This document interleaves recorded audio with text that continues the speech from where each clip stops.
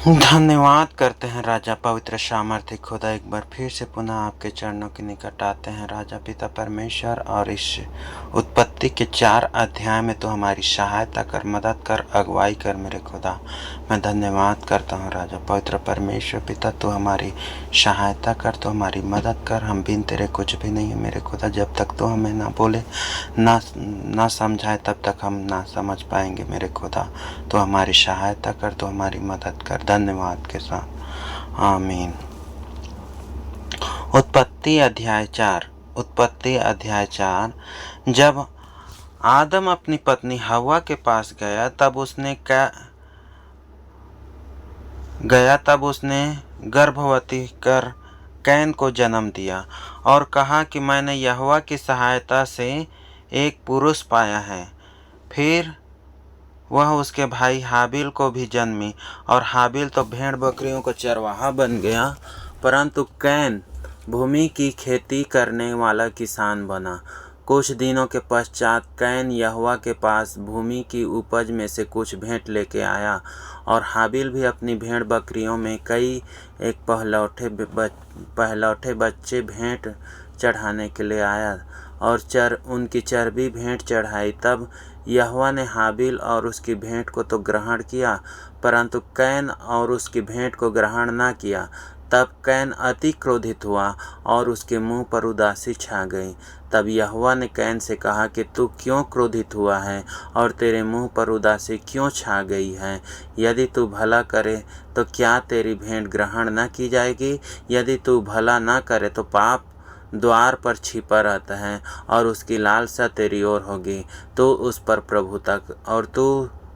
प्रभुता करेगा।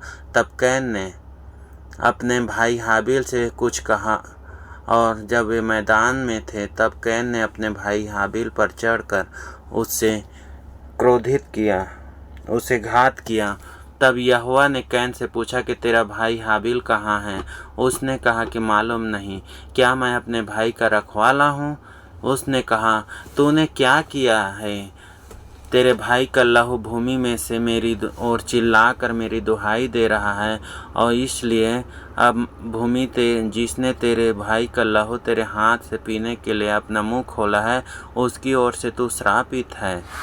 चाहे तो भूमि पर खेती करे तो भी उसकी पूरी उपज फिर तुझे न मिलेगी, और तू पृथ्वी पर बहुते और भगौड़ा होगा। तब कैन ने यहोवा से कहा, मेरा दंड सहने से बाहर है। देख, तूने आज के दिन मुझे भूमि पर से निकाला है, और मैं तेरी दृष्टि के आड़ में रहूँगा और पृथ्वी पर बहतू और भगौड़ा रहूँगा, और जो कोई मुझे पाएगा मुझे घात करेगा। इस कारण यहोवा ने उससे कहा कि जो कोई कैन को घात करेगा उससे 7 गुणा पलटा लिया जाएगा। और यहोवा ने कैन के लिए एक चिन्ह ठहराया, ऐसा न हो कि कोई उसे पाकर मार डाले। तब कैन यहोवा के सम्मुख से निकल गया और नोद नाम देश में जो अदन के पूर्व की ओर है रहने लगा। जब कैन अपनी पत्नी के पास गया,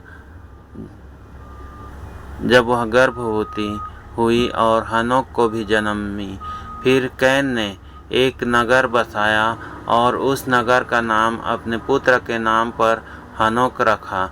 और हनोक से इराद उत्पन्न हुए, और इराद से महूयालेल को जन्म दिया, और महूयाएल ने मतुसाएल को, और मतुसाएल ने लेमेक को जन्म दिया।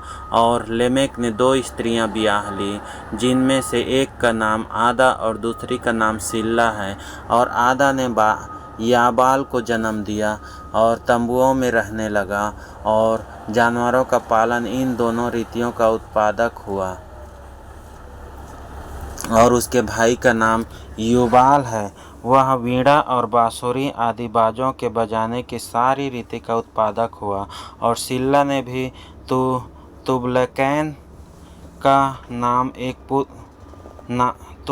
नाम एक पुत्र को जन्म दिया, वह पीतल और लोहे के सब धार वाले हथियारों का गढ़ने वाला हुआ। और तुबलकैन की बहन नामा थी। और लेमेक ने अपनी पत्नियों से कहा कि हे आदा और हे सिल्ला, मेरी सुनो। हे लेमेक की पत्नियों, मेरी बात पर कान लगाओ। मैंने एक पुरुष को जो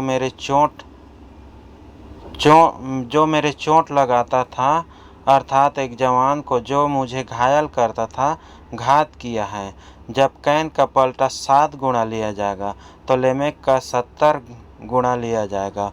और आदम अपनी पत्नी के पास फिर गया और उसने एक पुत्र को जन्म दिया और उसका नाम यह कह के सेत रखा कि परमेश्वर ने मेरे लिए हाबिल की संति, जिसको कैन ने घात किया, एक और वंश ठहरा दिया है।